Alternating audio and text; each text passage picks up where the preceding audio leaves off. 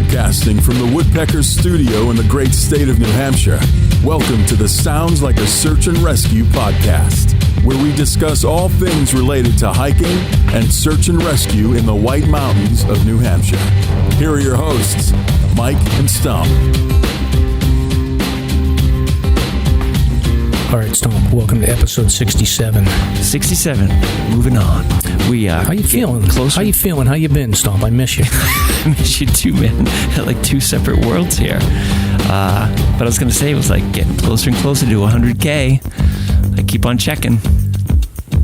Oh, 100,000 downloads. Oh, yeah. We're getting there.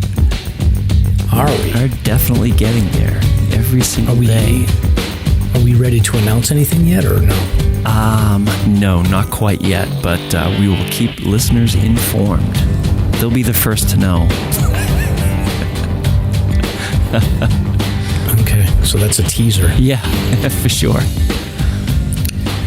Okay, so breaking news, Stomp, to start off with. This is going to, trigger some people, I think. Yeah, I think so, too. What you got? I thought you were going to do this, but now I'll do it. Oh. So we have the Cog Railroad has been approved to do the building of this railroad car thing that they want to do. It's going to be called Lizzie Station. Yeah. And they've got state approval. So the governor and executive council have approved a memorandum of understanding between the state and the Mount Washington Cog Railroad Company that will allow the Cog to build its Lizzie Station while helping to relieve congestion on the summit. Correct. I'm skeptical about that part, but anyway. Oh, yeah, so the memorandum of understanding between the state Department of Natural and Cultural Resources and the Cog amends the Cog's right-of-way easement. So I think this has been an ongoing dispute going back to like the original. They had signed some documents, I think, in like the early 1900s around right-of-way easements and how the observatory and the Cog Railroad and the state have access to the 60-acre summit cone. So I think this must be like sort of the compromise to get everybody settled down and to put a pin in any lawsuits that are going on. Yeah. So the plan at this point, I believe, from what I understand, is that they're going to have a stretch of sleeper cars. So no giant 32,000 square foot mansion, correct?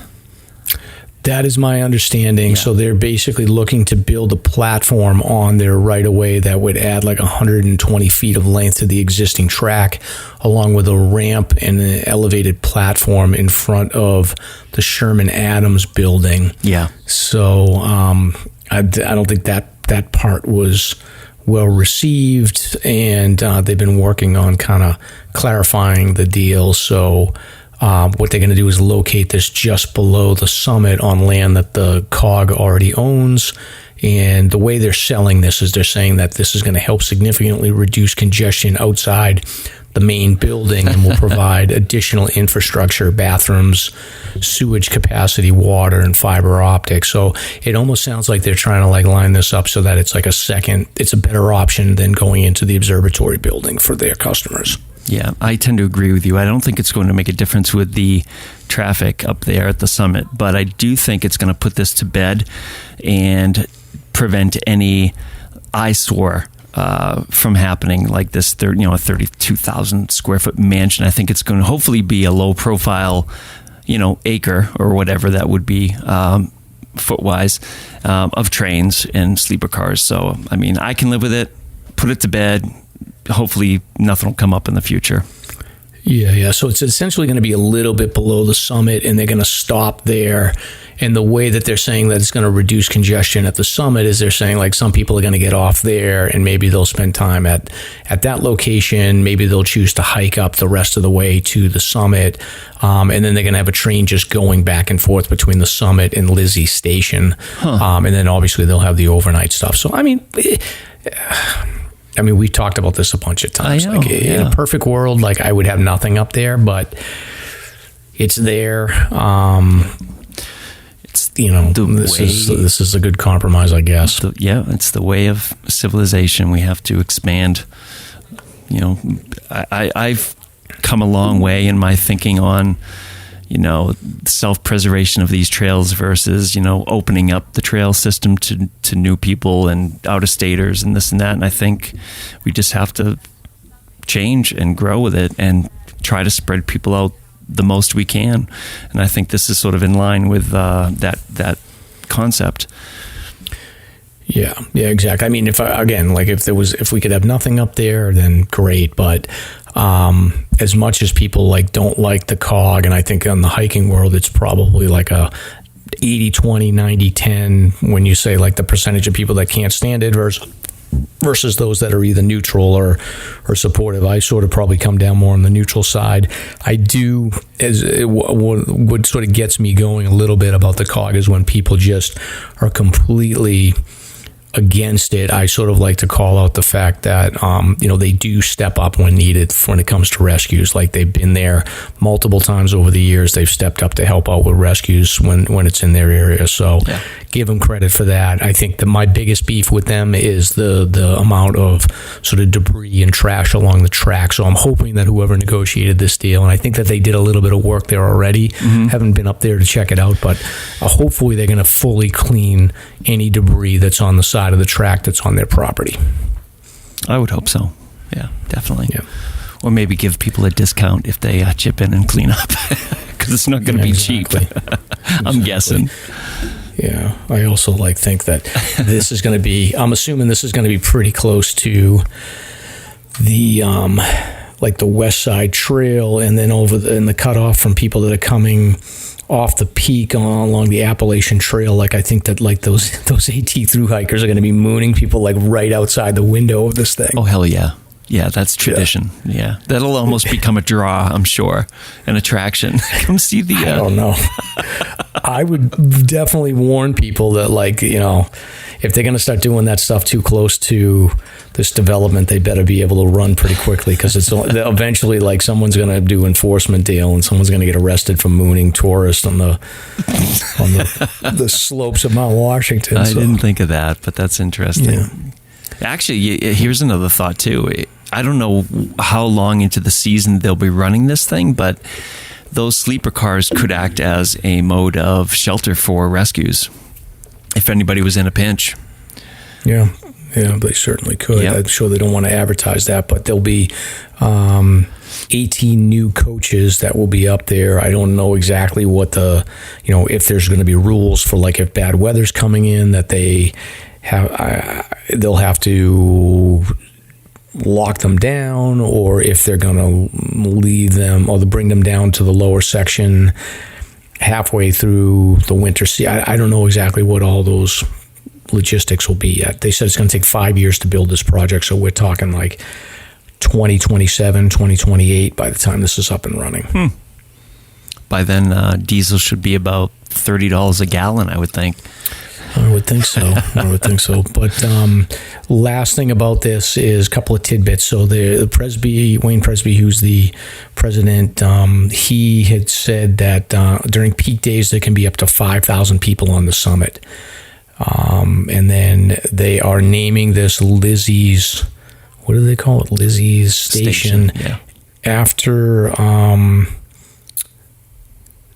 After Lizzie, was it Borden? Here? Lizzie Bourne. No, not Lizzie Bourne. Lizzie Bourne, who was the first woman known to die on Mount Washington back in 1855. So I'll do a little history segment on her probably next week or the week after. Yeah, her gravesite is right below the summit on that portion leading down to where they want to build. So that's actually appropriate, I suppose. Yeah. Lizzie Borden. Isn't that the story from Haverhill, Mass.? I believe that story comes out of there. Is she the one that got abducted by Native Americans and then axed them all to death? Yes. Yep. Sorry, a little faux pas. Yeah, exactly. Anyway, breaking news on the COG, so more to come there. We'll keep people updated. Stomp, I have breaking news on my hiking situation. My daughter last week was mad at me over... Laundry. She did laundry last night. She's now mad at me over trail names. Oh, man. How old is your daughter? She's 19. I guess that makes sense. Wait till she's 23.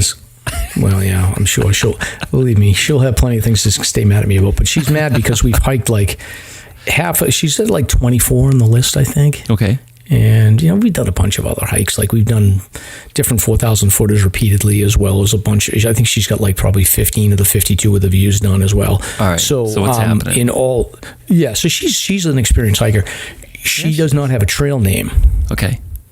Which is normally not a problem, because a day hiker, it doesn't matter. But the problem is that I took my nephew hiking. First time I'd taken him hiking, my nephew JT, and then I went hiking with my daughter and her boyfriend this weekend, and both my nephew JT and her boyfriend Devin came back from the hikes with trail names that I gave them. And now my daughter is mad because I've never given her a trail name. And I was like, no trail name has come to me because of you. So sure, it has to be really natural and spontaneous. Yeah, I'm like, nothing's ever come. And then she's asking me if I have a trail name, and I was like, I don't really. I said, I think Jimmy Chaga tried to give me one, but that's about it. Yeah, I think the last was Micro Spike, but I think that's fluid. Yeah. I think I'm just going to be Mike unless I do a through hike. But do you want to hear the trail names I gave him? Yeah, sure. So JT, I took him up South Moat, so we'll talk about that later. But so he's going through his long hair stage. So me and you can't relate to this. So he's going through a long hair stage. So he's got hair down to his shoulders. So I think he's 15. So they're from Rhode Island. He always makes fun of me over the podcast too. Okay. The whole family, they'll be like, oh, my father-in-law's house up in Maine. So they're always trying to imitate me. But he was complaining because he was saying that he was getting bullied because he has long hair and people are calling him like South American and whatever. And I was like, you don't look South American, you look Hawaiian. So everyone was laughing because they were like, oh, JT's Hawaiian, whatever. He's Italian. Mm-hmm. So then we were laughing about that. Then the next morning we went out for the hike and I took him to like the gas station. I was like, get a thing of Gatorade.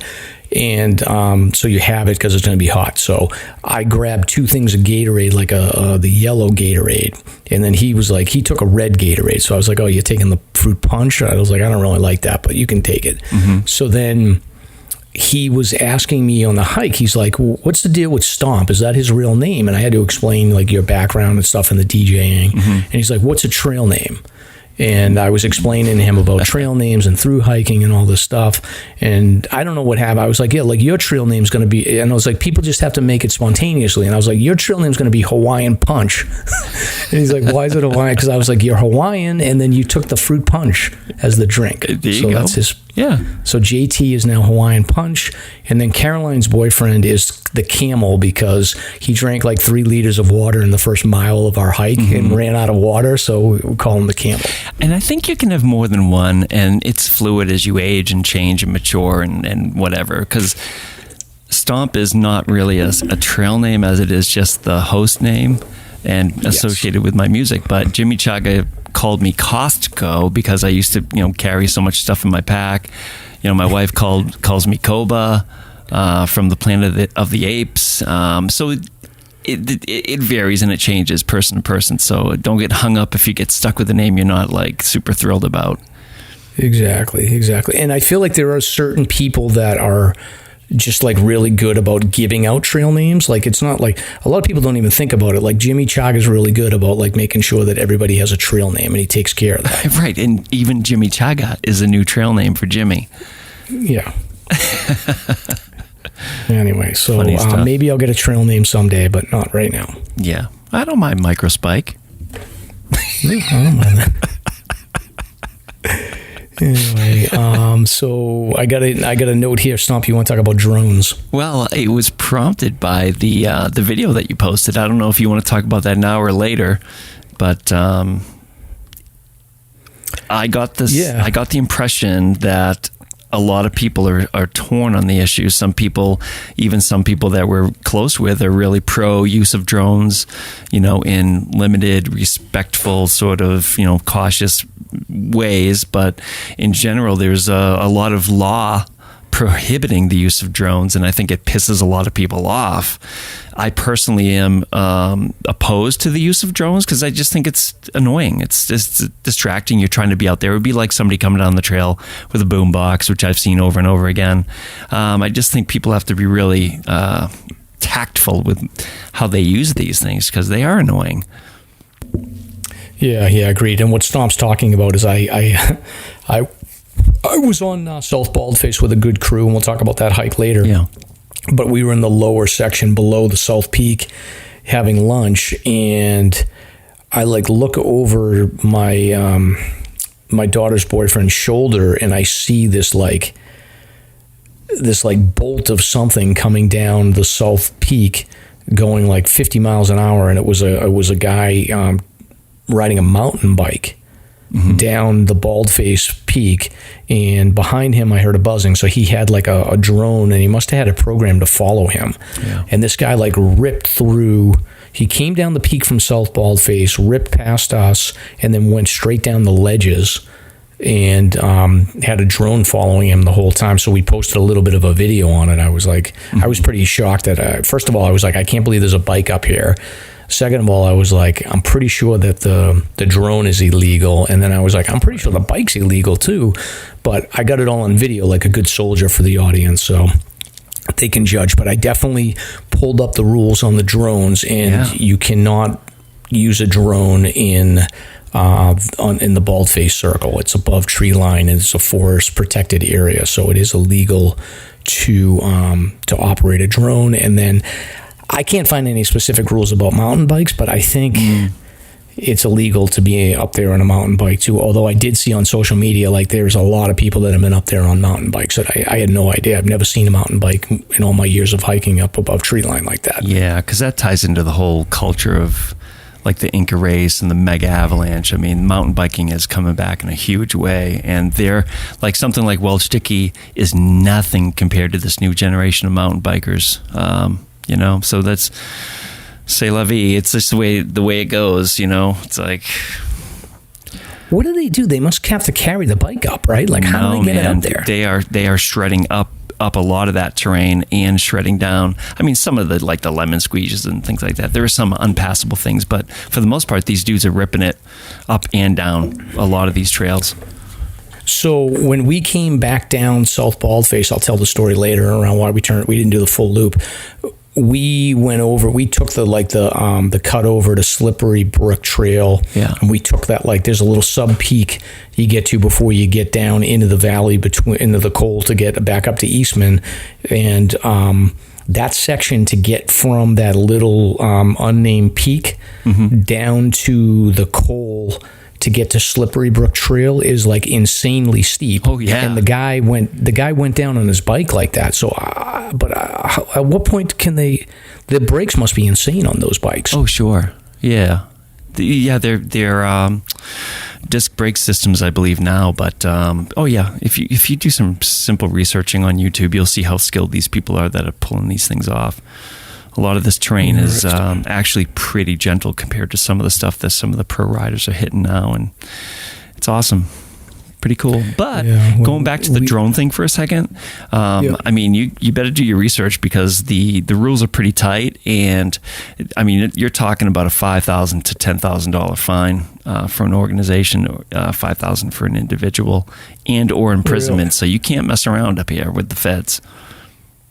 Interesting. Yeah. So, and I think you have to have it registered, and they can probably identify when you're flying in regions that you're not supposed to. So, but it's crazy. This guy was by himself, and he must have had a drone that just is programmed to just follow him. Yeah, I saw that. It was 20, 30 feet up and behind him too. Oh, 50 feet up and behind Very him. interesting. And it was very loud too and annoying. We didn't know. I didn't realize it was a drone until it was right over our head. It must I wonder how it tracks. Maybe there's something in the dude's pack that it's tracking, but you'd have to stop when you hit tree line, I would think. I don't know.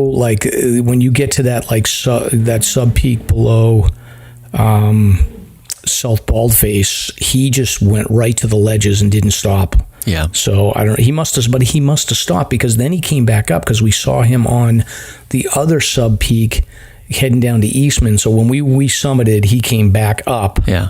And then was back over into another area. So he was riding all around. So that's neat. And we do not condone mountain biking in areas you're not supposed to mountain bike in, but no.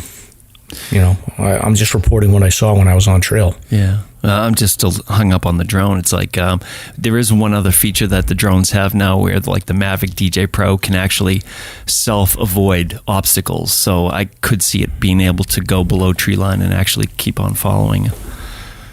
The technology is getting really advanced. Yeah. Now, would you have like chased that guy down and like tried to be the trail police and said like, you can't be up here, you're under arrest for a drone? No, hell no. No, it's none of my business. Just stay in my lane. Yeah, people can do what they do, but I think people have to be aware of others and respectful of others when they're out there in the woods. Like, come on, one of our final places we can go for quiet and peace and majestic views. And, it's pretty simple to me. Yeah, that was my view too. I'm in general, like I'm not confronting anybody. I don't want to get into a beef with someone, especially you don't know like what their temperament is. So. Oh, yeah, true. Absolutely. So anyway, so that's drone and bikes in the whites. So Stomp, you have a video here that we wanted to look at. So there's a dramatic avalanche video that is out of Kyrgyzstan. Yeah. Which this thing's insane, and it's kind of weird. There's no snow on the mountain until the avalanche hits, so it's like a group of 10 hikers. It looks like a serac or something that must have broken from the top of this peak and just let go. I saw the video. I think everybody's seen it by now, but what's interesting about the video is it stops the second the snow hits the guy, and apparently he survived. We'll post the video so you can watch it and judge for yourself, but boy, you can hear this guy pretty panicked, and this article here that we'll provide you goes into detailing and provide you some quotes from the person, and it's interesting. He's watching it come down, and he basically says, yeah, I left it to the last second to move, and yes, I know it would have been safer moving to the shelter straight away. I'm very aware that I took a big risk. I felt in control, but regardless, when the snow started coming over and it got dark, harder to breathe, I was bricking it and thought I might die. So it's a pretty intense story. It's worth checking out. I think it gives you a little like first-person point of view of what it might be like to get stuck in, God forbid, an avalanche. Yeah, hopefully I'll never have to deal with that. Yeah, interesting stuff. So yeah, that's that story. All right. Well, we've got more bear issues. This is in Glacier Bay National Park. So I had, this is in Alaska, I think. Yeah, I'm not sure if aggressive. Glacier Bay. Yeah. I think this may be the same area where I posted it. We talked about this, but there was a video of like a grizzly bear that had stalked a moose and 2 moose calves, and finally, like over the course of like 2 days, it waited out, and finally the moose mother was so exhausted she couldn't protect her calf, and it finally took it. But this is more shenanigans. So over the course of a couple of days, there's been 2 separate encounters between humans and a brown bear. Yeah. So brown bears are basically the same thing as grizzly bears, I guess. I guess there's a little bit of a difference in the face profile, but yes. And the shoulder structure. Yeah, exactly. And they're saying, like, basically they're saying that the bears are attracted to any kind of smell, so they just remind people, like, toothpaste, shampoo, lotion, soap, cooking utensils, anything that you have on you that smells will attract them. So this was on July 9th. A group of 6 hikers were charged at by a brown bear. Can you imagine? Oh, yeah. This is serious. I mean, they had to get into their kayaks while the bear came into camp and just ripped their gear apart and took all their food. Crazy. Yeah, it's crazy. So they were able to, I guess this first group was able to deter them by using bear spray and yelling. But the next day there were 2 campers that weren't so lucky. Like you said, they had to get into their kayaks and get the hell out of there. So pretty crazy. It's a good story though, because we've talked about it before, just different ways and different, I guess, theoretical methods of protecting yourself from a bear. So it's important to look at and understand, making yourself look large, talking to the bear, not running, that type of thing. Very important. Bear spray, sure. Yeah, as a matter of fact, I went on Amazon to buy bear spray because I was like, I should have some just in case. Yeah. I was like, if I'm solo hiking, you can't get it in Massachusetts on Amazon. Oh, yeah, that's right. They have some law against that, don't they? I guess. So I'd probably have to go up to like somewhere in New Hampshire, like maybe Kittery Trading Post, I think would have some too. Sure. Or maybe LaHoots up in Lincoln. I think they might have some. I have some as well, which I don't use, so you're free to have it. We know. Yeah. We know all about your self-spraying.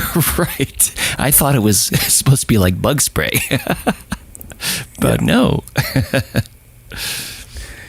All right, so the next thing you have here for a show opener, and again, this is going to be a long one here. We don't have any guests, so we'll just roll with this. But forest rangers in the Adirondacks in the last few days have rescued hikers below Mount Marcy, cited counselors for alleged alcohol consumption, and retrieved a waterlogged ATV driven into a lake. I know. So group of hikers who've gotten in trouble in the High Peaks region, so they had to do a search and rescue on them. I guess it's 2 a.m. on July 6th, they were called for a search for a group of campers that hadn't returned from a hike to Mount Marcy, so which that's the state's highest. Yeah, 5,343 feet. Yeah, that's pretty big. Yeah, and it was a 21 and a 19-year-old group leader were with a 15-year-old, 2 13-year-olds, and a 12-year-old. Like, what is this group? Anyway, despite rain in the forecast and the group generally lacking hiking experience, their plan was to hike Marcy and Algonquin Peak in one day. Yeah. So they had a beacon device to stay in touch with people back at their camp. They reached the summit at 4:30. Coming down, they got lost and ended up in Lake Colden in waist-deep water. So they sent an SOS signal at 12:15, and a backcountry caretaker in Lake Colden reached the campers at 4 a.m., and 2 other rangers got there shortly after. Hikers didn't have enough food, so they were given food, clothes, and bed. Yeah, and just to summarize the rest, I mean, this belongs in the later section that we do for search and rescue, but it was interesting because these guys are so busy. Of course, it was 4th of July weekend, so they were giving like 24 tickets out to underage drinkers and people camping above tree line and all kinds of stuff. I mean, it was just crazy. So, again, search and rescue is not this local to New Hampshire phenomenon. It's worldwide, and it's 24/7. But the ATV submerged in the river, that's a good one. Yeah, you got to wonder, like, were they drinking and they got the hell out of there before they could get in trouble? Yeah, probably. Yeah, and then they ticketed a group of people that were drinking off of this trail, and it turned out they were a bunch of off-duty camp counselors, so a little bit of meatballs going on there. Jeez.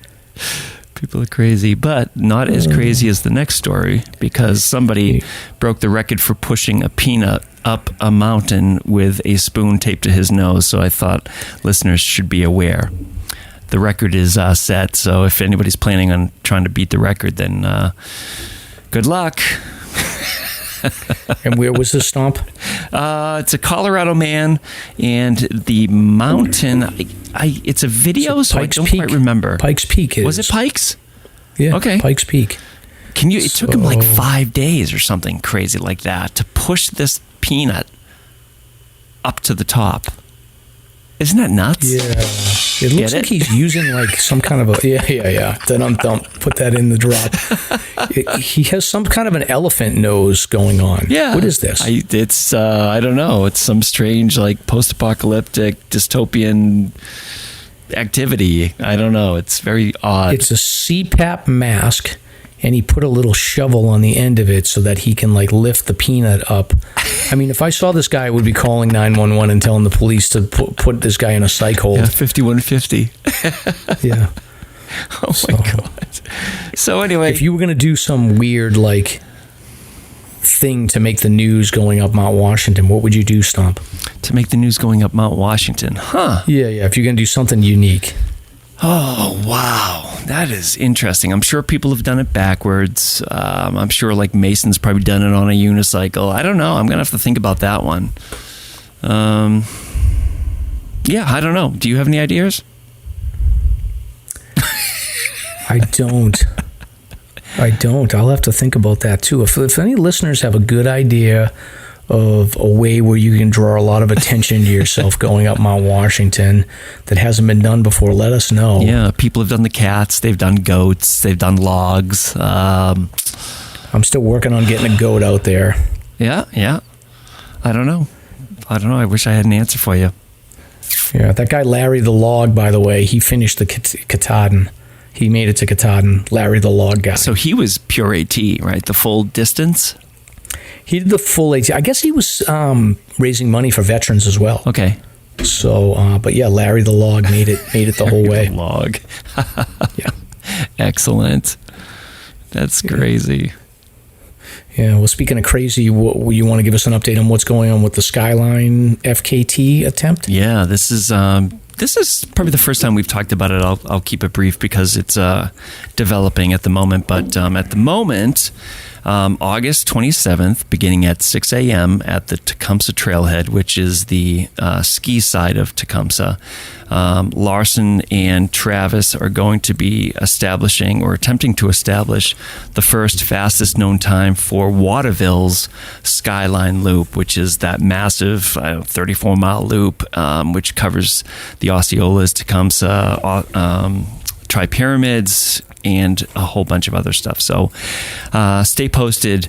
EMS is on board. Waterville's on board. So we're developing a nice little event here. And it's more or less just to promote the Skyline and to, I was surprised that the Skyline did not have a fastest known time. So it'll be a first for the loop. Very cool. Yeah, that is. So are you going to put this in as a route on the fastest known times website? I'm sure Larson or his mate Travis will after the fact, but it does not even exist on that website at the moment. So there are no GPX tracks for it. So it's fair game. So it's very exciting, and I got to say, EMS is like just so phenomenal. They sent a giant box over, and they supplied a whole bunch of equipment, including shoes, shirts, bandanas, hats, everything for these guys to do this. They recognize the talent there, and they recognize how cool this event is, So again, thank you very much, EMS. And it's very nice to work with our neighbors down the street too, Waterville. I know they've been trying to get this loop on the map, and hopefully this will give them some notoriety. Yeah, I mean, it makes total sense. So you've got 15 trails, 9 peaks, 5 4,000 footers over a 34-mile scenic loop around Waterville Valley. So it's essentially like another... It could be like a Prezi Traverse. It can be like a Pemi Loop, a Kilkenny Ridge Traverse, but it's a loop. Yeah. And it seems like it makes a ton of sense that this would be something that, like, if you're doing 4,000 footers, doing this loop, if you want to challenge yourself, if you're one of those crazy lunatics doing like a one-day hike, seems like another one of those, like Zealand Bond Traverses, Pemi Loop, Presidential Traverse.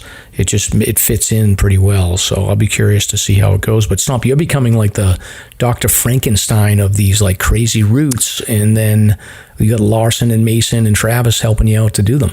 It's sort of funny. I mean, honestly, I didn't intend to sort of go this direction, but I don't know. After this, I think I'll sort of pull back away from that because I don't want to be known for this guy that's like all about these routes and stuff like that. I just think it's been fun, sort of promoting people that deserve some notoriety. And like it's been great working with Steve and Gwen and everybody. It's just been such a cool community event, and to establish a few things is neat. But it's just sort of like a side distraction, I guess. Oh man! Yeah. And trust me, I'm sure somebody will break this record like in no time. It's neat to see the ultra running, or I have to back up here. It's called power hiking. So Larson's very adamant it's power hiking. So got it. Yes. So it's neat to see this developing and really, taking roots around here. Yeah. Kid, I didn't tell you this, but I ran into Christina Fulsick, the owner of White Mountain Endurance Racing. We were probably about half-mile up trail, Yeah. going up the Baldface Loop, and she came running by with like 2 other people. I don't know if the other guy was Rem. I think it might have been. I'm guessing it might have been, but I can't. I'm not sure. But Good possibility. So we sort of just said, hi, how you doing? And then my sister-in-law, Marissa, who is an ultra runner, she was like, I think that's Christina. And I was like, oh. So then I yelled out to her, and we were chatting for a little bit, which was good. So yeah, Christina and Rem, in my brief meeting with them at the Chikora race, just are the coolest people, just bright supernovas of people. I mean, they're just the best. So I'm looking forward to working with them in the future, and good for them. They're always. She said she was scheming. What's that?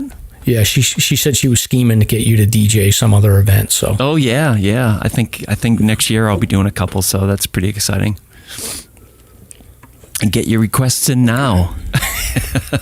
Yeah, exactly. So next thing up here on our opener list here is that there's a new fastest known time on the long trail In Vermont?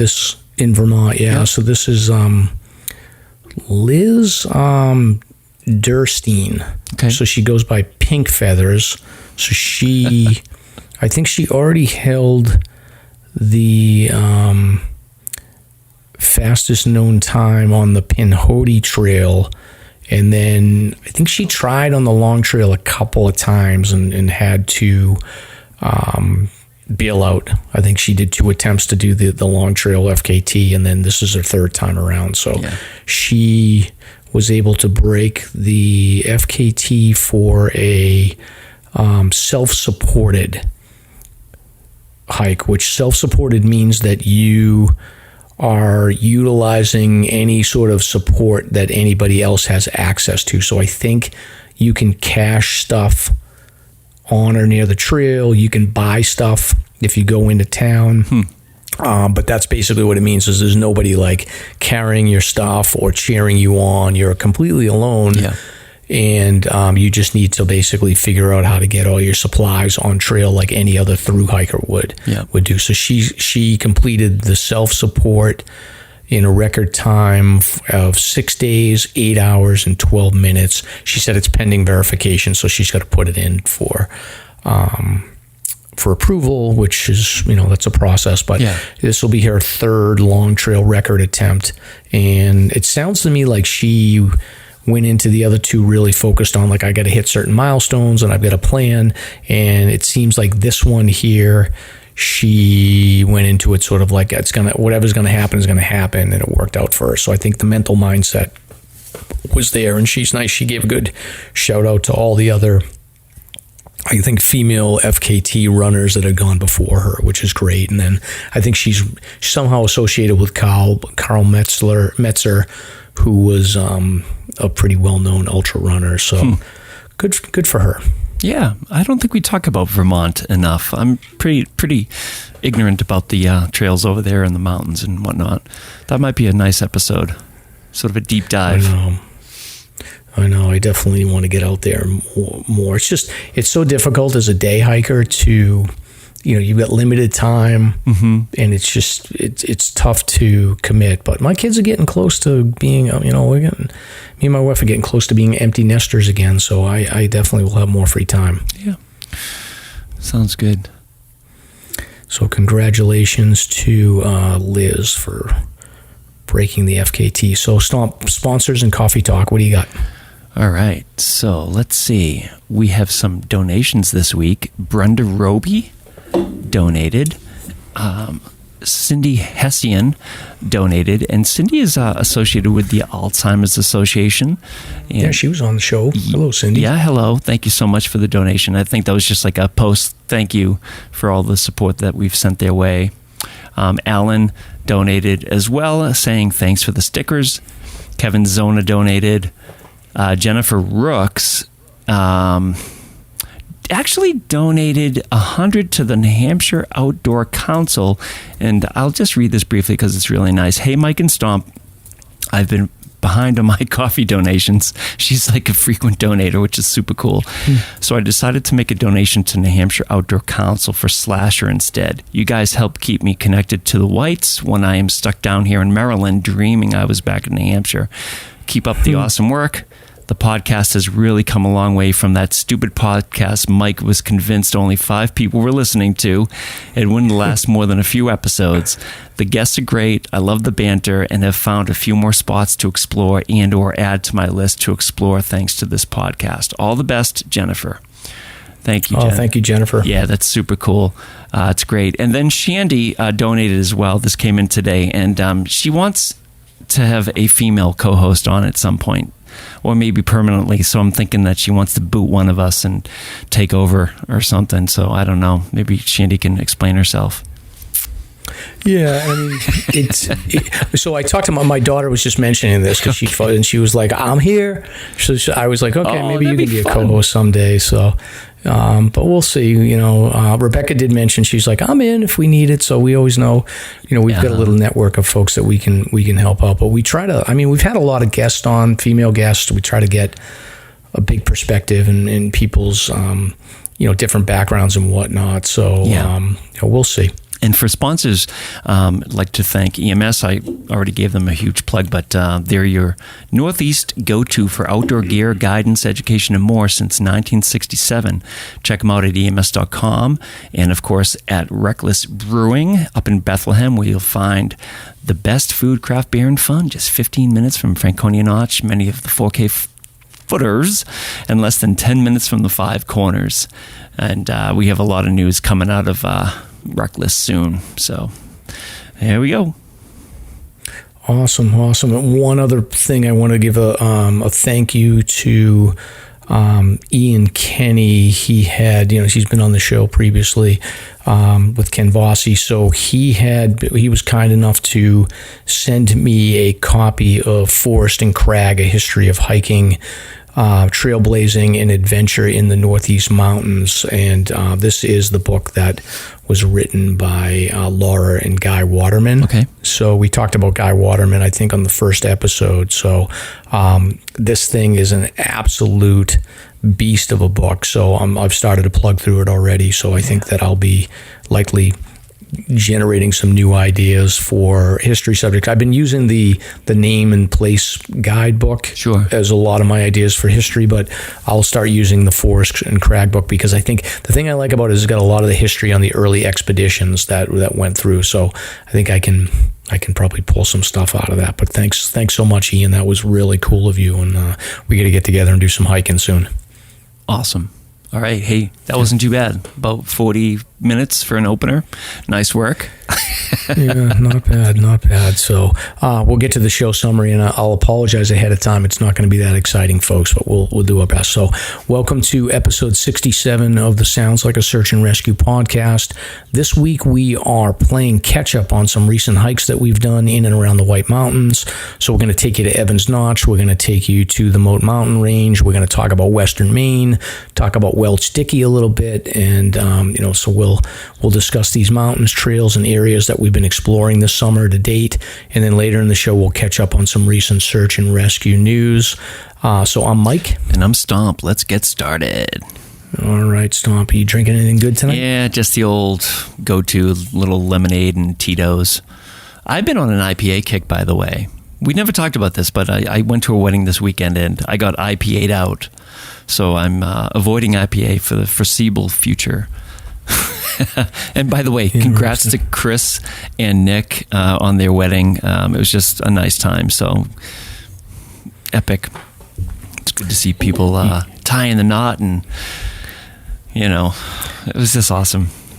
Yeah, congratulations, Nick, and good luck to both of you on your new journey. Yeah, absolutely. Good family. Saw a lot of the old hiking shenanigans crew. Yeah, saw a whole bunch, and we did a little bushwhacking and camping. This place was called, oh my goodness, Meadowbrook, I think it is. It's up in Warren, and it's just this campground / RV ATV off-roading site, and it's really a nice place. They do live music on weekends. They have a 3-day concert coming up shortly, so I'd recommend people check it out. It's very cool. But Yeah, it looked like an awesome place for a wedding. Oh, phenomenal. Yeah, the cliff behind where they were married is about maybe 100 feet high, and it's an onion. It peels and it exfoliates, so you really can't climb it per se, but it's a beautiful thing to look at. And my truck got damaged. How to get damaged? Did I tell you this? Oh my goodness, this is great.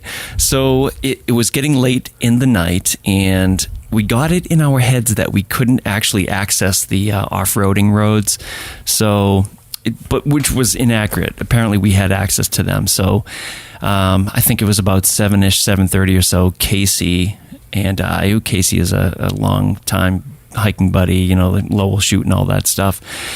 We saw the owner of the place get in his little ATV and drive down to the management office, and he and I looked at each other and said, "Let's go." So we just hopped in my truck and did some of the easier roads, and it became dark, and we're blasting dance music, and it was just crazy. It was so much fun. But we get out, and the music was so loud that I didn't know that some big boulder ripped off one of my hoop steps on the right side of the truck, so the thing was shredded, just ripped right off. Oh. Yeah, but I mean, it was worth it. It's totally fixable, but I can't get over what these, my truck's sure, but what cars and off-road vehicles can do in these conditions. It's amazing. Like, there was nothing my truck couldn't handle in there. So now I've got the bug. I want to go off-roading. Oh man, you got to protect your vehicle though. No, I know I do, but I mean, I felt like I drew a fine line between destroying my truck and actually having a really great time. I lost my hoop, but that's no big deal. I think if I had a winch, we could have done a lot more. It was just so. Just do yourself a favor. Buy yourself a nice $1,000 dirt bike Beat up. and get it out of your system. Oh yeah, save yourself a lot of money. Somebody told me today, like, you should pick up some cheap Jeep and just beat the hell out of it. Like, yeah, that's a great idea. Yeah, but good luck finding one. Oh, I know. That's what I keep thinking is something like it. Yeah. But it's just hard to find one. Oh yeah. But anyway, so good stuff. What are we talking about? We're talking about drinks. How do we get into what are this? you drinking? I'm drinking. So this show is like cleaning out our our extra files. So I figured I would clean out my refrigerator. So I'm drinking a Corona Extra. Oh, geez. So I'm a little extra. Matter of fact, and one of the things I like about these Corona Extras. So this is a trail hack, and I'll actually post a picture of it. So you know that like hack that I use with the 3-liter water bladder. Yeah. And then I put ice in the bladder, and then I slip a beer inside the bladder so that the beer stays cold, so when you get up on the peak. Absolutely. These Corona Extras are actually perfect because they're a 12-ounce bottle, but they're tall and skinny. They're taller and skinnier than the normal bottle, so it actually fits in because those bladders have like a separator in the middle. Okay. So sometimes it can be difficult to get the ice down there and then slide the beer in if it's like a full 16-ounce tall IPA. So these Corona Extras are actually skinny, and they fit in the bladder really perfect, so the ice can kind of be around it. So it worked out perfect for my ice refrigerator. That's so funny. Yeah. Yeah. Plenty of alcohol to go here. It's like back to the wedding for 1 second, because this is very cool. Yep. I posted a picture of it, or a video. One of the guests showed up with a 2-stroke lawnmower engine that was flipped upside down and a blender jar stuck on top of it to make margaritas and mixed drinks and this and that. I couldn't believe it. They're very popular apparently, but it was so, I don't know, so backwoodsy. Like, I couldn't get over it. I was laughing my head off. Like, that's such a New Hampshire perfect. So it's a lawnmower engine connected to a blender. Correct. It must be able to blend stuff like so quickly. Oh yeah. Oh my goodness. Yeah. It's like legit. So it's basically an upside down motor. So you've got the blade up top, and it spins the blades in the blender. And boy, was it powerful. But that guy was like the hit of the wedding. I think there was a crowd. Now, was he a friend, or was he brought there to do the drinks? He was an acquaintance of Casey, and I don't know if there was a connection with the bride and groom. But wonderful people. It was a lot of fun. Wow. Yeah. That's good times. Cool. Yeah.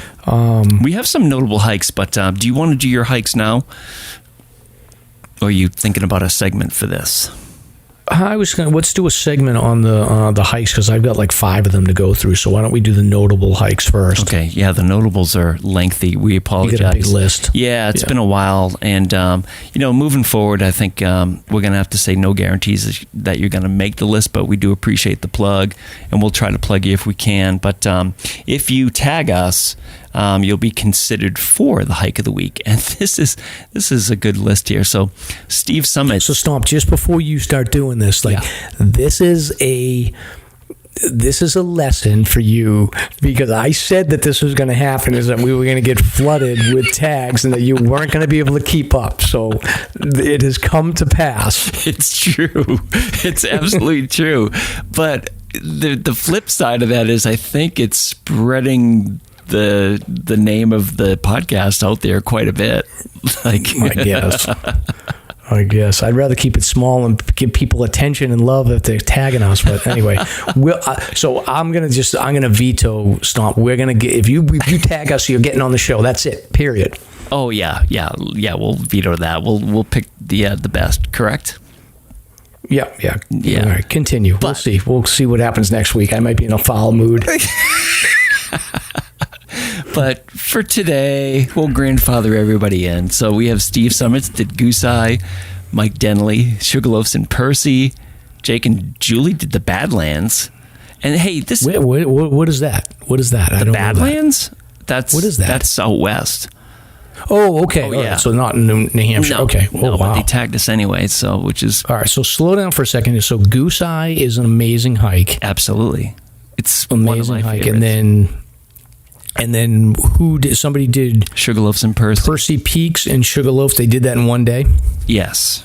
Yeah, Mike Denley. That's tough. It sure is. Okay, and if you're doing the 52 with a view peaks, and you're like Massachusetts or something like that, it is kind of like, if you've only got a certain amount of time, like it's definitely pretty likely that you're going to want to do Sugarloaf and then the Percy Peaks on the same day. But what I would suggest you do is do Sugarloaf first and then finish up with Percy Peaks, because that's just an amazing hike. Absolutely. And if you can stay at Percy, it's even better. There's a nice shelter there. Too. Yeah, there is. So this is important to mention. Nobby Hikes did a back-to-back Tecumseh and Wildcats, and for you, Mike, we have to get ready because he's getting really close to the finish of his 48. So we have to keep on top of that. And I've told Nobby, let us know. He's been texting me, but we just have not been able to connect recently. But he's almost done. I think maybe has 4 left at this point. Does he know where he's finishing? Oh, he sent me. I don't recall. I think he has a few left.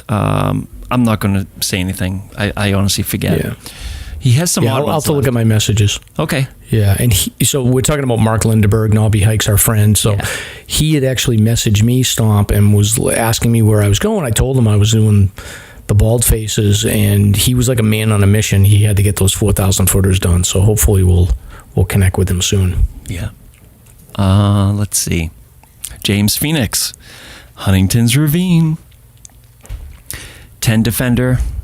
Maybe that means Tennessee Defender. I don't know. Happy 4th of July from Decorated Nauman Tent Site. Do you know what that is? Naumann or MAN? I forget. So do I. Maybe up in Maine? Oh, wait a minute. That's the tent site right below... Knife's Edge? That's the tent site right below Mizpah Hut. Oh, okay. All right. Yeah. Yeah. You know how there's those platforms right near Mizpah Hut? Okay. Gotcha. That's it. Okay, I've never been there. Okay. Healy 76. 3 people finished the 48 on this one particular hike, and one of them finished their second round. So that's pretty freaking amazing. Yeah, that's awesome. Yeah, Chelsea Tierney finished the 48 on the Osceolas. Congratulations, Chelsea. Congrats. Oh, goodness. Janeth Sakamas finished a Bond Traverse. Congratulations, G. Audrey Kelkinson finished the 48 and got SLASR stickers on the same day. Oh, win-win. That must have been ecstatic. Nick Steed. So, Stomp, can I just break in for a second? Audience, please do me a favor. When you're putting in these notable hikes, somebody make up like an inappropriate name, but try to slip it past Stomp so he doesn't realize. Seymour Butts or I Want a Man or whatever. Like, do something like that, because I guarantee you Stomp's not going to catch on. Probably not. That's funny. Let's see. Nick Sidla did Mount Israel. And here's Reckless Steven coming in. He spent 3 nights up in Baxter, and he bagged the Knife's Edge. Very cool. Awesome. We're almost done. Steve Summits did the Kinsmans, Cannon, and Cannonballs. That's a hell of a day. Yep. Yeah, let's see. Mike Denley back again. He did the Fool Killer, Scour, and then North and Mid-Try. Jennifer Lee Mountain did 46 hikes for suicide awareness. I was not aware of this organization. So we'll have to do a little research on that. Okay. Yeah. And what Donna Hamilton photographs finished her 48 on Carrigain. Congratulations. Karen McVeigh Randolph did the Baldface's Eagle Crag and Meter in a sprint. Oh, can you believe it? And we're done with the notables. That's very good. Mike is yawning. One thing, I'm not yawning. I'm trying to stay awake. It's been a long day here, but I'm talking too much. But one thing that I just want to give the audience a heads up on is the guy that did Huntington Ravine. I get a lot of questions about Huntington. I see there's a lot of sort of nervousness about that hike. I posted a video on our Facebook page of me talking to myself climbing Huntington for about 12 minutes. So if you want to go there and see what the lower slabs are like, there's 2 or 3 more sections you got to get through that are like, if you're short, it could be a little challenging, but otherwise, like the main scary part that everybody talks about, I've got it on video. I posted it on our Facebook page, and it's also on our YouTube channel if you want an instructional video about like how to climb Huntington. Yes, and how to climb Huntington with only 1 arm and 2 legs, because you're holding your cell phone, right. Which is very impressive. I was holding my cell phone. Yeah, I was holding my cell phone the whole time. So it was a very dry day, so I didn't die. All right, segment 1. Segment 1 is recent hikes, Stomp. So do you want to go? You want to talk about Will Sticky? Or do you want me to go? Let's just skip it. The only thing of note was like a week ago, I just did the loop from Dickey over to Welsh, but it was in the 40s, which is very unusual for the time, which was early July.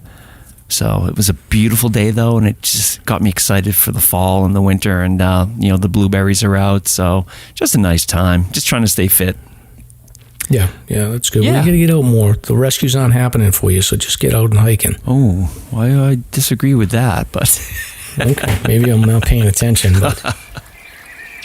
Slasher's hiking topic of the week. I wanted to just like do a large segment on I've done I think 5 or 6 hikes over the last 2 or 3 weekends. So I figured I would just run through these and give my highlights of these particular hikes. So there's a common theme here. They're in places that are not well traveled. So Evans Notch, Western Maine.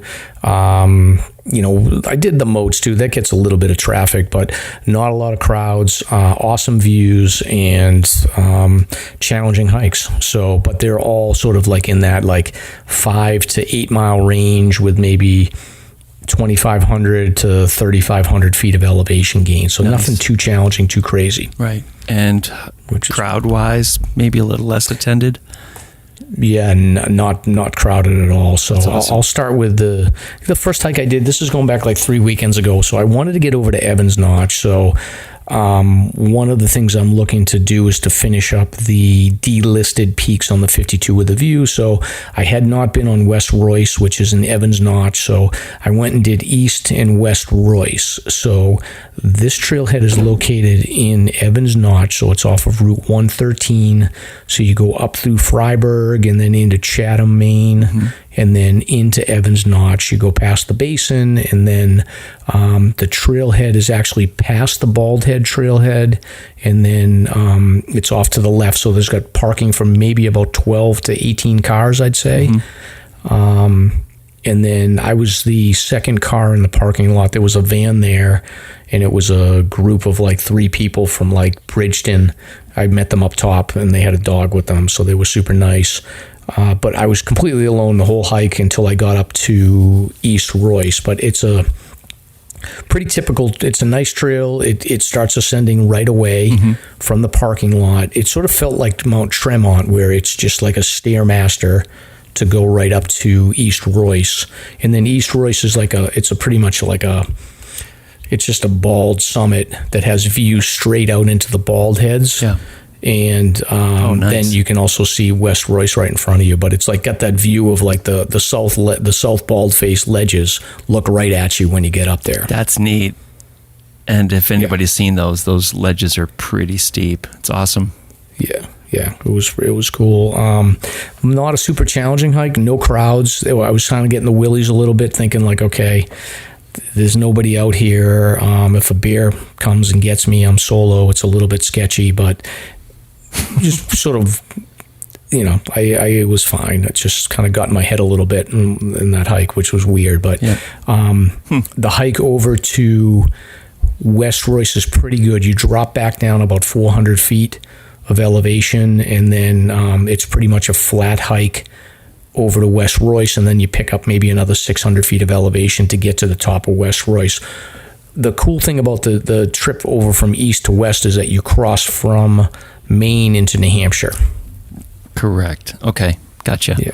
That's a neat area. Which is kind of fun. So you can kind of see on the GPS to say like, oh, I'm walking across the state line, but I didn't really look to see if there was any markers or anything. I probably should have like put a little rock marker or something there, but I didn't. I didn't see anything. I was looking around to see if there was any markers.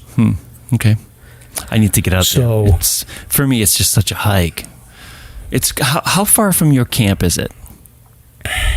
It was 35-minute ride. Gotcha. Maybe a 40-minute ride, but I stopped at Dunkin' Donuts on the way, so it was about an hour. But it's 40 minutes door to door from Brownfield to that trailhead there. So, and it's a great ride. Like you're going across like, there's all farmland, and it's just a great view. You can see the Carter Wildcat range as you head up, and then eventually you go right across the Baldface, and there's like a farm there that's right there that you can look to see like the whole Baldface loop right in front of you. And then you get into Evans Notch, and it's a climb into Evans Notch, and then you get to the top of Evans Notch, and then you start heading down, and it's about a mile to the Royce trailhead from there. Gotcha. Which is good. But I was solo. Awesome views on East Royce. I would say that the views on East Royce are better than the views on West Royce, because you've got that direct view out to the Baldface Circle. So if you're going to have your lunch, I would say go up and time it so that if you want to have your, if you want to eat early, then go to East first. If you want to eat late, go to West. But East is a little bit better than West. From there, I dropped down, hiked over to West Royce, got there, and it's overgrown at this point. So I think it used to be a lot of open ledges, and that's why they had it in the 52 with a view. But now it's sort of like you got to bust through different tree-lined areas to get out to some views. And there is like one kind of cliff that you can go off trail and sit on, and I almost stepped on like one of those mountain grouses when I was getting through, which was weird. It didn't even move. They scare the hell out of me, man. Oh my goodness. Yeah, they're so coy and invisible until you're right on them. Yeah, exactly. But the only other thing I would say about East and West Royce is that I contemplated coming down Laughing Lion just to Redline to close out like some of those additional trails. And then I would have had to do like a mile road walk, and that does turn it into a loop.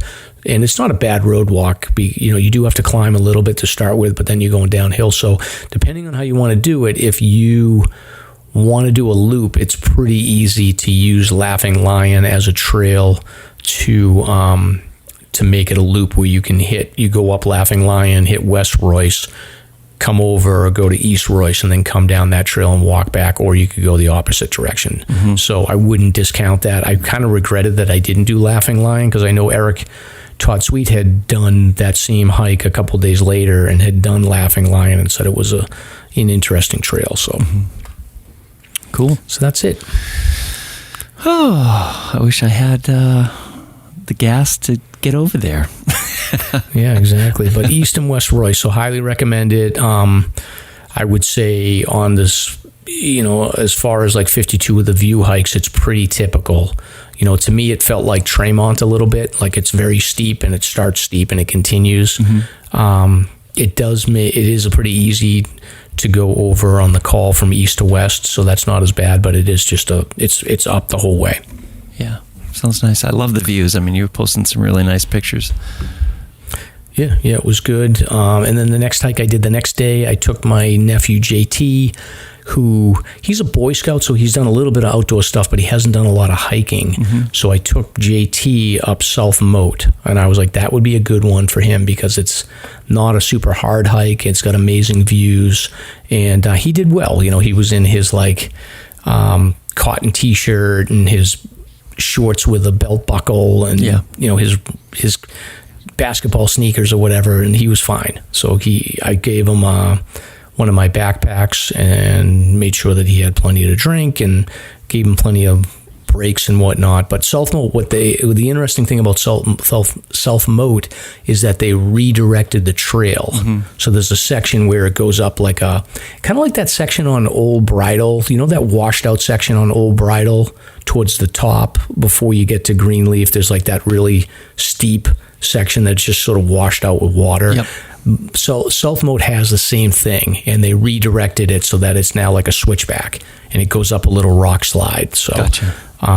That was the only difference with South Moat. And then we got up top, and there was one other group up there, 2 people, like a mother with their son or daughter, and they were hanging out taking pictures. But that peak is just unbelievable. Okay, that reminds me, just this little spur here.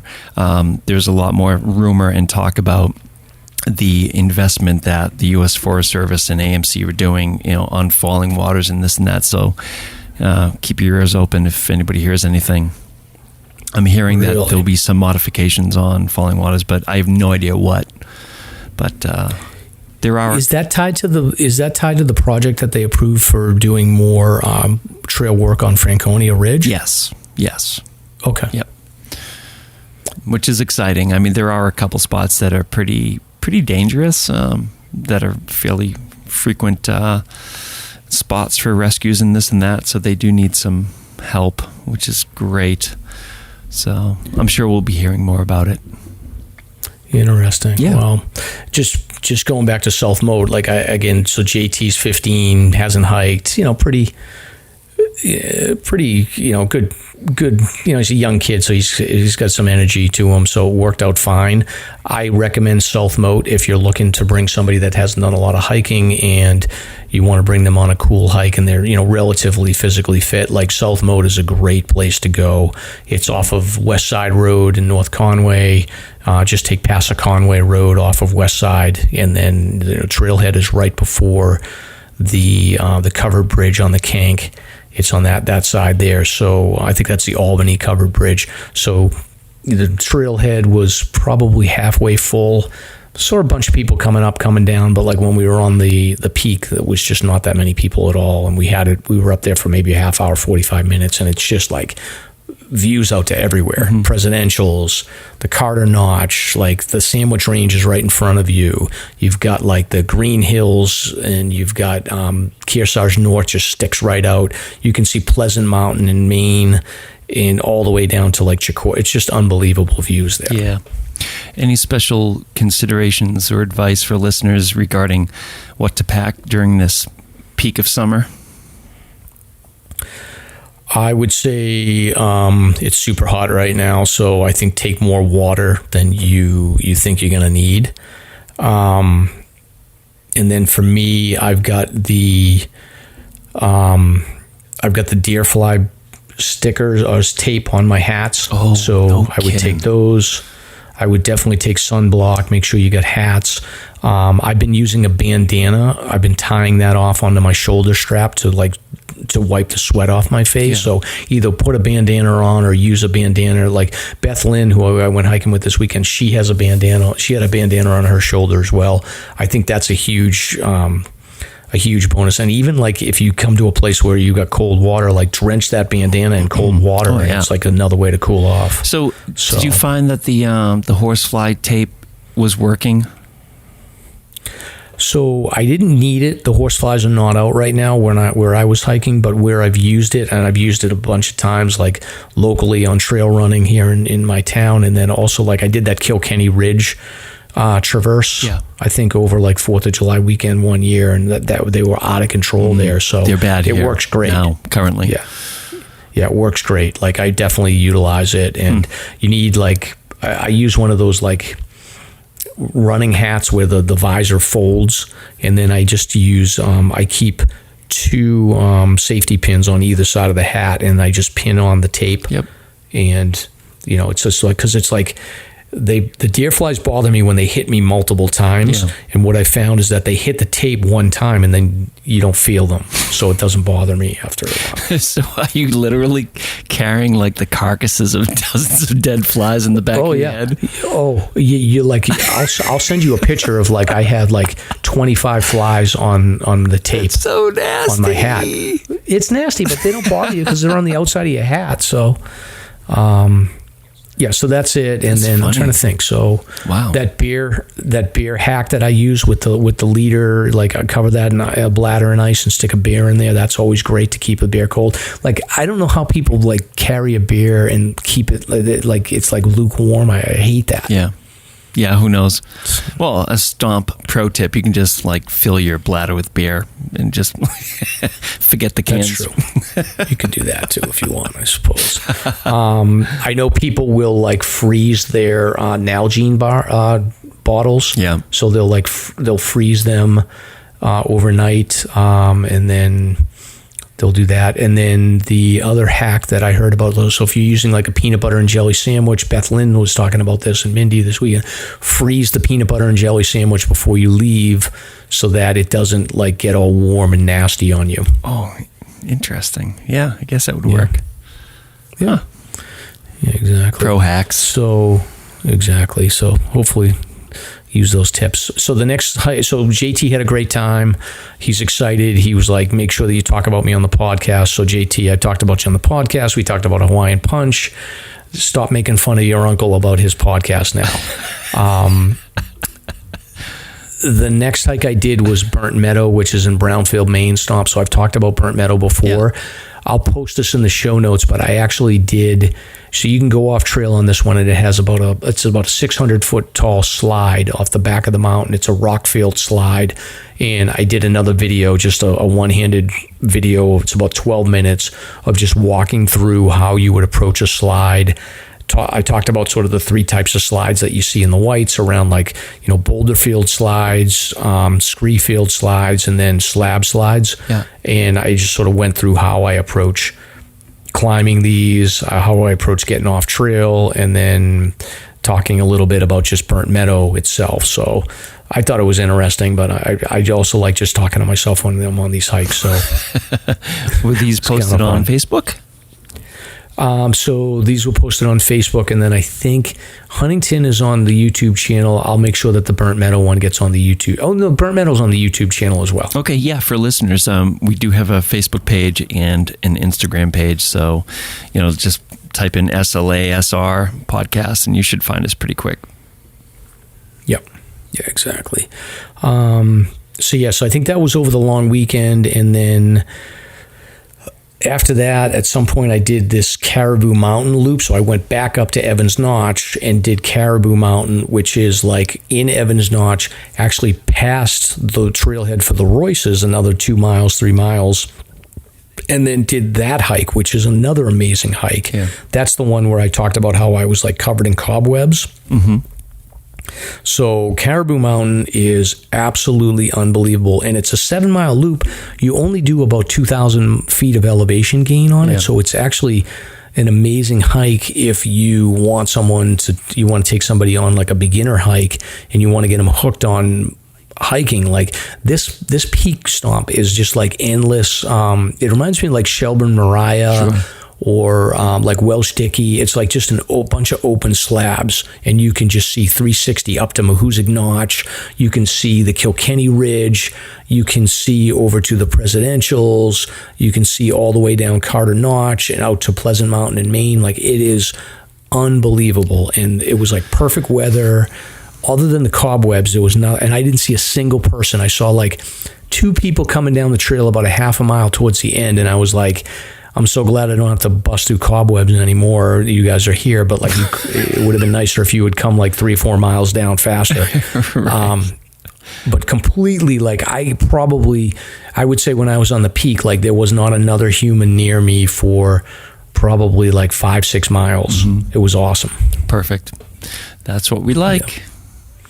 Yeah. So again, like, people complain about the crowds, but I think what they're doing is they're going to these super crowded areas like, Valley Way or Franconia or wherever, the Lincoln Woods, and like, yeah, you're going to get crowds there and you're going to see a ton of people, but there's just so many places in the Whites and around the area where you won't see anybody. I didn't see a single person on Burnt Meadow until I got up to the main peak, and there was like 2 people sitting there, and then that was it. I went down.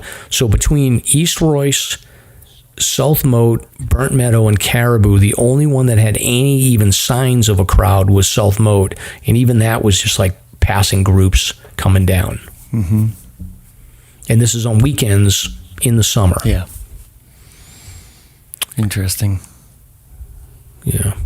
And then I guess the last hike that I want to talk about is the Baldface Loop. So again, going back up to Evans Notch. Dude, I got to interrupt you. Yep. See, listeners, this is what we call #crushing peaks. Mike, you're crushing peaks. Yeah. Well, I'm definitely happy to get out, and I appreciate my wife giving me the freedom to do it. Awesome. And again, most of these hikes, like I said, 5 to 7 miles, 3,000 feet of elevation gain, plus or minus, and it's like, I'm done. Within 4 hours, I can get back to the camp and do swimming and hang out, have, cook barbecue or whatever. So it's been great. That's awesome. Nice balance. Yeah. Although this last hike that I'm going to talk about was a little bit longer. I think we got on trail around 7:30 and we finished up around like 4:15. But I actually met with Bethlynn and Mindy, who were on an earlier episode. They were 2 friends that me and my sister-in-law and my brother met on Mount Washington when we recovered that backpack for that hiker that had gotten rescued off of the Jewel Trail. Mm-hmm. So we've been staying in touch. They were on the show, obviously. So we'd always meant to get together for a hike. So Bethlynn and Mindy met myself, my sister-in-law Marissa, my niece Addie, who was 11, and then my daughter Caroline and her boyfriend Devin joined us. So we had a group of 7 people. Wow. So I was a little nervous because Devin had never hiked before. Mm-hmm. So we're like, let's take you on. And our plan was to do the full Baldface Loop. And that's a long one. Which is, it's a long one. And I was kind of like, I was skeptical the whole time because I was like, I don't know if he's going to want to do the whole thing. I want to have him make sure that he has fun. And then, it's just hiking in a group. I don't do that often. I usually I'll hike with my friends Tom and Jonathan. I hike with you and Casey and Jimmy and Mark. And, I have some other folks that I will get out with occasionally, like my brother and sister-in-law, but for the most part, I don't hike in big groups like this. So I felt like I wanted to make sure everybody had fun. Mm-hmm. So I put that pressure on myself, but everybody did have fun. And Mindy and Bethlynn are awesome. They get a ton of experience. They've done the 4,000 footers and they've done a bunch of 52 with the views. So, and then my sister-in-law Marissa has a lot of experience, and my daughter Caroline. So, and Addie too. So really the only one that didn't have experience was Devin. Mm-hmm. And sure enough, a mile into the hike, like Devin's already drank 2 liters of water, and he's not looking good. He's looking pale by the time we get a mile up the trail. And I was like, oh no, I'm going to kill my daughter's boyfriend. That's dangerous. Yeah. Too much water is just as bad as dehydration. Yeah, it was super hot. But that's when we had run into Christina, so we had taken some breaks. But we got to the shelter. So when you hike the Baldfaces, the problem with the Baldfaces is no water whatsoever. So if you're going there, you need to bring, if you're going to do that full loop, at minimum, you got to bring 3 liters of water. And even that's probably not enough. Sure. You have your, Emerald Pool initially. Emerald Pool, and that's it. I thought there was a spring off of the South Peak somewhere, but I could be wrong about that. So there's the shelter is right below the ledges. So I think the shelter's like 1.5 miles. Yeah. And there's no water source there that I'm aware of. Okay. And I got burnt there one time when I hiked because I thought there was a water source and I had to hike down like 1 mile. There are some runoffs on Slippery Brook and there's some runoffs lower on this Baldface Circle trail, but they were dried up. Well, the Baldface Circle trail was dried up. There was still some running water on Slippery Brook, but that's no good. We came down that way. Okay. So we got to the shelter and everybody just got a second wind once we got to the ledges.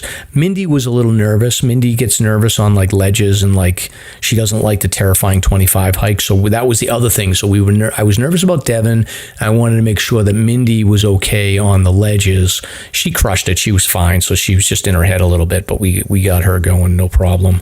But going up those ledges on South Baldface, it's just unbelievable views. You've done the hike before, right, Tom? Yeah, a couple times. Yeah, 2 or 3 times. And on 2 of the occasions, I saw naked hikers. So we talked about that. Remember, we talked about that. Yeah. I'm sure you didn't see any, hopefully. Not this time, but I told you I saw the naked hikers at the Emerald Pool that time. Oh, yeah. So. Yep. Yeah. It's remote enough. Yeah, exactly. But so we were a group of 7. We went up the ledges. My niece Addie is a beast. She's 11 years old. She's actually going to a hiking camp in Acadia next week. Huh. So wow. Yeah, and she's like halfway through the 4,000 footers, I think. So sounds like an episode. We should have her on to talk about hiking. We'll have to do another episode with kids. I gave her a trail name too, by the way. Okay, what is that? Her trail name is Bigfoot because she's like her feet. You know how when kids grow, like she's starting to grow and she's super tall and she's got like size 10 shoes. So I was like, so when Caroline was yelling at me for not giving her a trail name, I was like, I'm giving Addie a trail name too. She's Bigfoot. And I'm sure Melissa's yelling at you now for telling that her feet are too big. Yeah, she was laughing, I think. So Marissa, she's funny, but anyway, so we made it up to the ledges. We were all sitting down in that like sub peak below South Baldface, and I was kind of thinking to myself, like, are we going to do this full loop? It's really hot. If we're going to do the full loop, it's going to take us until probably 6 o'clock at night, 6:30 at night to finish up. Yep. And we really I think that we wouldn't have been able to spend a lot of time at the Emerald Pool. So I was already thinking in my head that like when we get up to South Baldface, I'm going to tell them, let's turn around and go down Slippery Brook and just bail so that we can spend an hour at Emerald Pool. Right. And it'll be way more enjoyable. So luckily, we get up to the peak, and Mindy was sort of thinking the same thing. So when I had heard her say like maybe I'll go back around, and I was like not going to let us split up. I was like, let's all go, because Devin did awesome. Like he recovered and was feeling fine. Like the second he started getting above tree line and saw all the views, he was like a new person. That's great. But we were just chilling out on South Baldface. So this is a lesson. Like, I felt like I was just looking at the group, and in my mind, I was like, if we push on, it's going to take us a long time to get through, and at a certain point, it's going to suck. If we just go down and come back down Slippery Brook, it's going to be nothing but downhill the whole way, the rest of the hike, and then we can finish up strong at the Emerald Pool and have a good time swimming and chilling out. So that's what we did. Good. So it was like an easy choice, but I feel like if I was chasing a list, I might have taken the poor choice and said, like, let's all push on. Yeah. And then that wouldn't have been fun for anybody, but it turned out to be perfect. Now, at the pool, who jumped in off the cliffs? So none of us jumped in off the cliff. So there was a bunch of like young people there and campers and stuff that jumped off. They were trying to get me to go. I just went right in and just sort of cooled off, and everybody was in the Emerald Pool, but none of us jumped off the cliff. You get the chump hat. I remember you were teasing me for leaving that triple header there, that baseball game with the Red Sox. We left early and they pulled that off, but oh well. That jump is awesome, bro. It is so great. Some of the people that jumped, they jumped in fresh. Like I was like, my daughter, who's a lifeguard, she was like, that's how they can have a heart attack, because the cold water will shock them and someone's going to have to save them. And I was like, well, it's pretty hot out. So yeah. Oh God, that is such a beautiful jump. It's absolutely freezing. It is. You need to get your unicorn floaty out there. That would be nice, actually. Yeah, exactly. All right, but that's it. Cool. Those are all the hikes. So again, just to recap, so in Evans Notch, East and West Royce, then Caribou Mountain, and then Baldface Loop. So those are like the 3 premier hikes. The only other hike that I would call out in Evans Notch is there's also Blueberry Mountain, which you can do, which I did years ago, which I'll probably go back and try to do that later this summer. But I am absolutely in love with Evans Notch, and I think that anybody that's looking for really challenging, awesome views and wants to get out of the crowds, it's a little bit of an extra drive, but Evans Notch is the place to go. Yep. Awesome. I agree. And you may see a naked hiker every now and then. You may see a naked hiker. It won't be me. Nor me.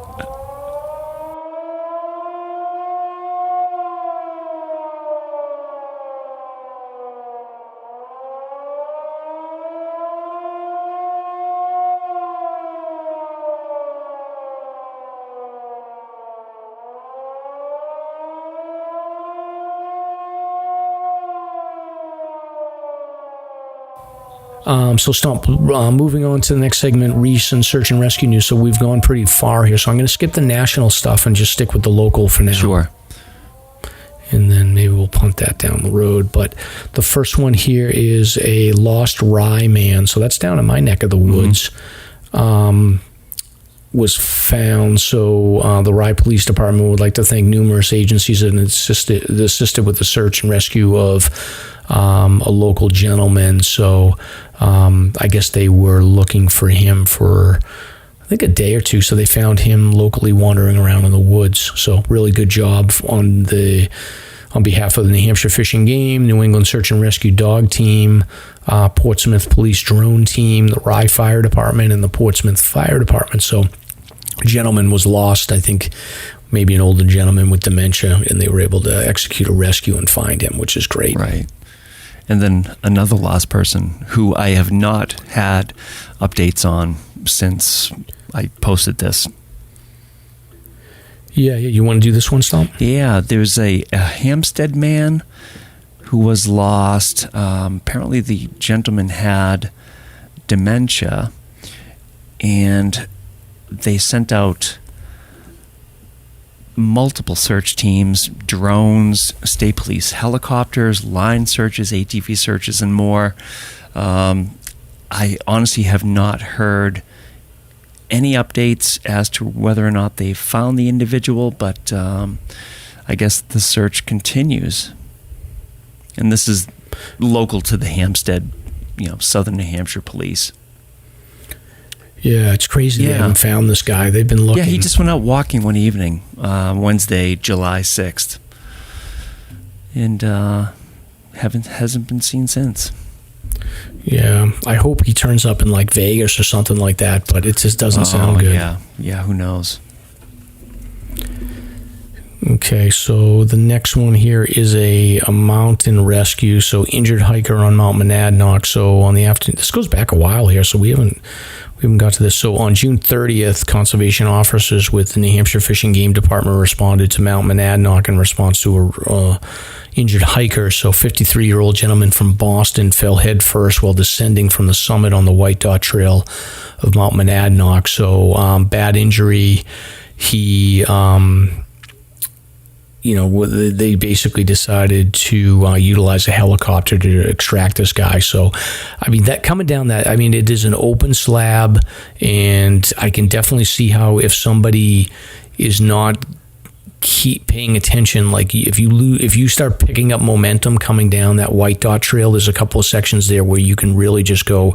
My mother used to call it ass over tea kettle. Like you can really just go flying down there, and I would guess that probably something like that happened. So this guy got off the mountain with the assistance of Mount Monadnock Ranger staff and volunteers, so they were able to carry him to a landing zone that's near the summit, and the DART helicopter was able to bring the victim to Elliott Hospital in Manchester for further treatment of his injuries.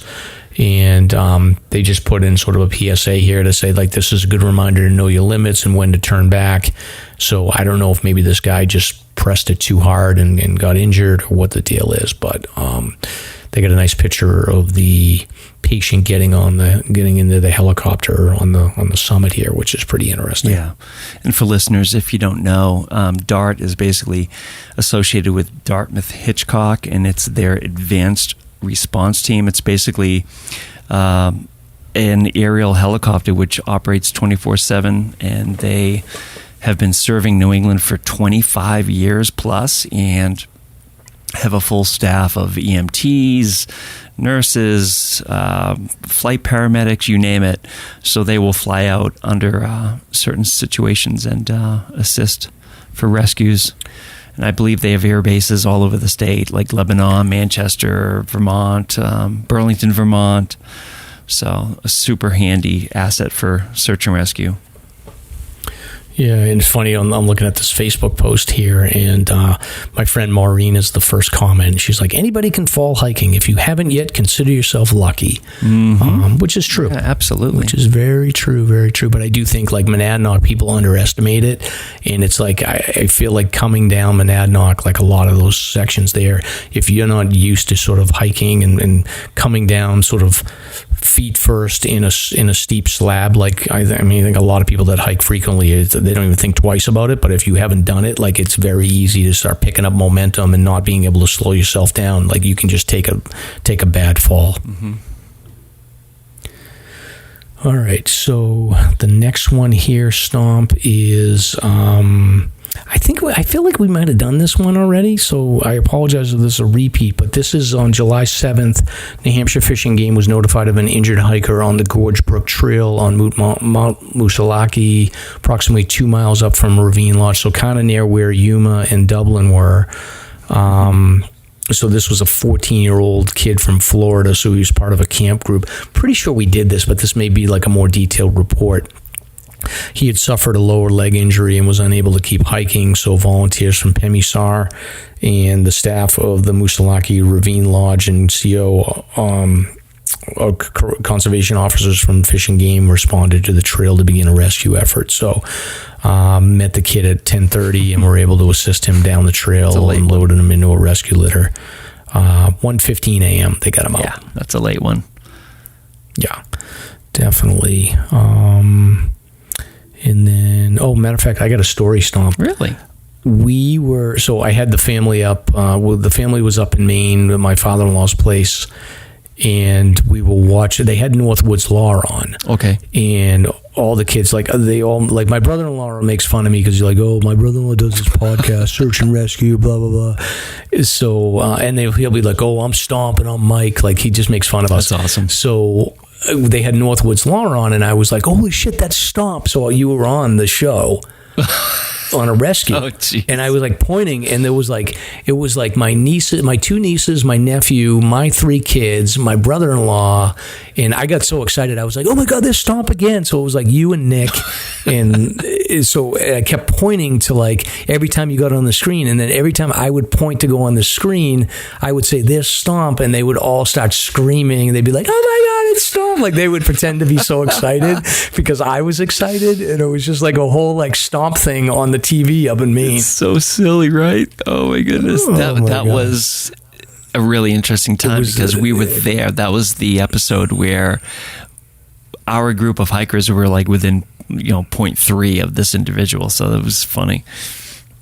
Yeah. Oh, so you weren't not there for the rescue. You were hiking. We were hiking, and we were literally at the junction of the last point to the Garfield summit, or you could go towards Galehead Hut, the tent site, to the tent site. Yeah. So downhill 0.3, I believe. So when that call came in, we were literally at that junction.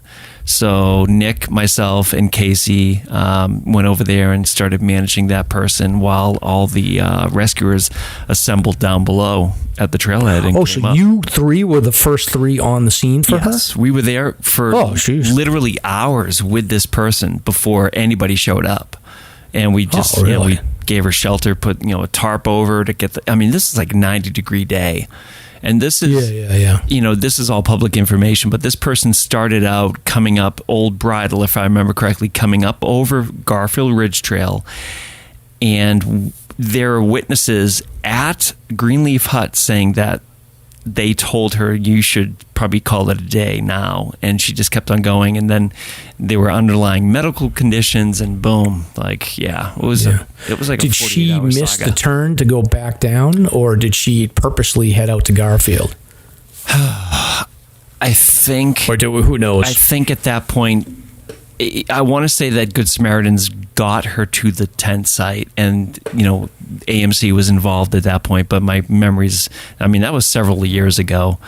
But I think they got her there on purpose, knowing that she'd probably just rest overnight and hopefully be able to hike in the morning and just, see what happens from there. But, yeah. Yeah, I didn't realize that you guys would just happen to be Johnny on the spot there. That's funny. Oh, yeah, it's super crazy. Like providential. Like we were right there. It happens occasionally. Like there was a recent episode on, but event on Welch here, and I get a text from one of the members of the team saying, hey, we're just below the summit. Like, awesome. So sometimes that happens. It's really neat. It's divine intervention. And it's funny because I think it was my nephew JT or Hawaiian Punch. I think he was like imagine what they must be like when they get a rescue and there's all these people show up, and then all of a sudden like Northwoods Law is there too. Like what is going through people's heads? Yeah, it's funny. Yeah, it doesn't happen anymore. That show's gone. I don't know where they are. I think it's wrapped up or whatever. But that's too bad. Super cool. Yeah. All right. So next one here, Stomp, is multiple injuries, on Mount Major. So July 9th, shortly before 2 p.m., Fish and Game was notified of a hiker had suffered a lower leg injury. 42-year-old from San Diego, California. She was hiking with a friend when she injured her leg and was unable to continue. Friend called 911. They were 2 miles from the nearest trailhead, so pretty far in there. They can get ATVs in there pretty easily, but I don't know if they can get it that far. So Alton Fire and Rescue responded with all-terrain vehicles, and they were able to drive within a few hundred yards. So they can get up pretty far on Mount Major. Yeah. So she was treated, placed on a litter, and carried to a waiting side-by-side, which transported her most of the way to the trailhead. So she was back at the trailhead at 4 o'clock. So not bad. Mm-hmm. And then they get, these things come in multiple. So a second call was received shortly before 4 p.m. on the Precipice Trail, also on Mount Major. So 71-year-old from my neck of the woods, Newburyport, had finished rock climbing with a friend, and they were hiking out when he fell 50 feet down a gully and sustained injuries, which left him unable to walk under his own power. So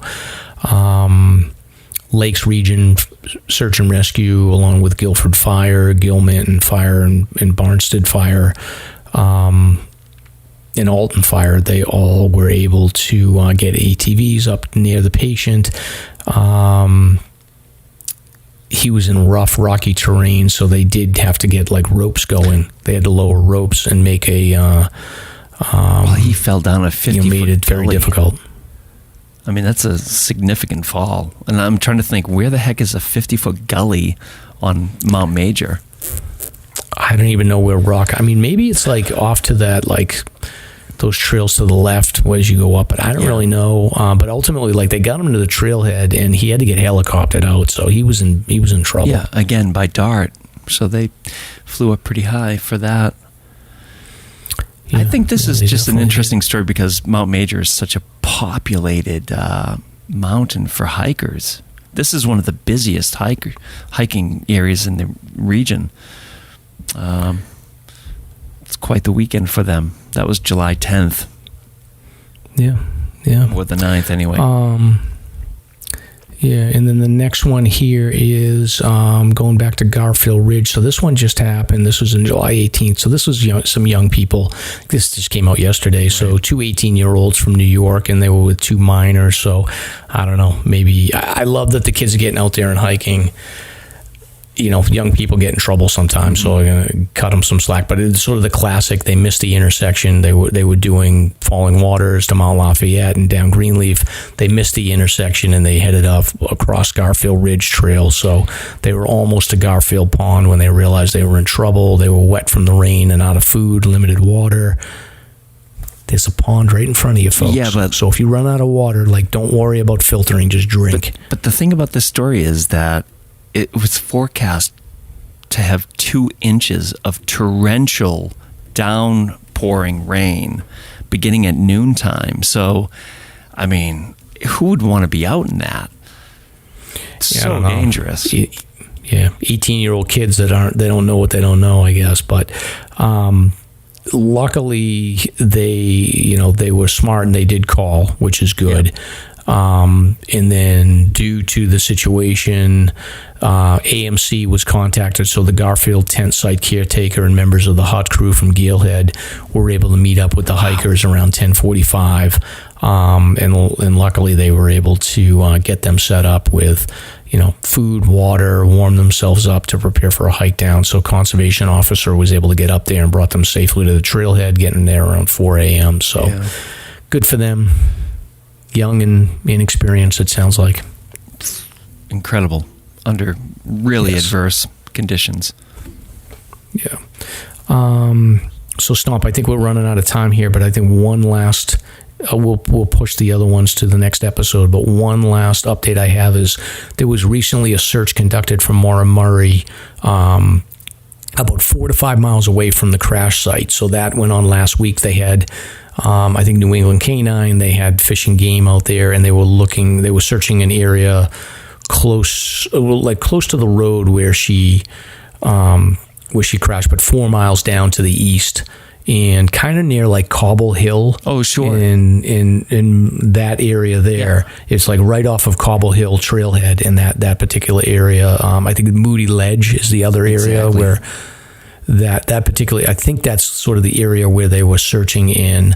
And beautiful, by the way. I don't know if they found anything or if they had new information, but that's where they were looking. Gotcha. Okay. What happened? Anything? Nothing as of now. Julie Murray, who has a TikTok account that sort of gives updates, just said that she can't really talk about it, but she's excited that they are searching. My theory on this, I've evolved a little bit, but I think the most likely scenario here with what happened is that Maura was drinking. She got into an accident. She knew enough to sort of get away because she didn't want to have to deal with the police. I think that she was a very strong runner. She took off, figured that she could sort of wait out the situation, sober up, and then, show up the next day and sort of just say that, she got to ride somewhere and hopefully get her car back and get it fixed.